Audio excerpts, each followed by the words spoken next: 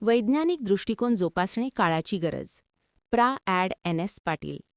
विज्ञानाच्या नवनवीन शोधांमुळे मानवी जीवन सुसह्य झाले असले तरी केवळ तंत्रज्ञानाचा वापर करणे म्हणजे विज्ञान नव्हे.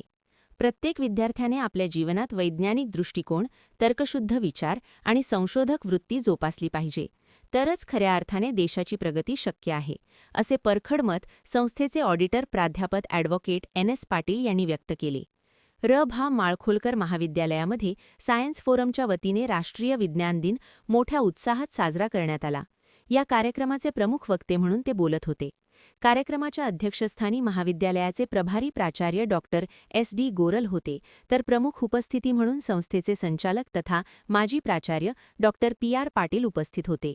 कार्यक्रमाचे औचित्य साधून महाविद्यालयात विविध विज्ञानविषयक पोस्टरांचे भव्य प्रदर्शन भरवण्यात आले होते. या प्रदर्शनाचे उद्घाटन डॉक्टर P.R. पाटील यांच्या हस्ते संपन्न झाले.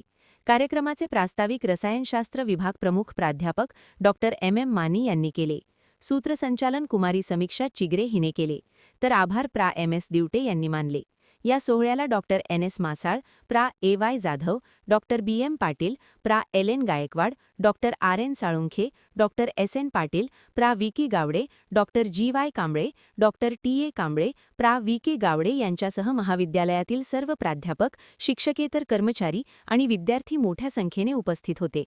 महान कार्य न्यूजसाठी प्रकाश ऐनापुरे, चंदगड.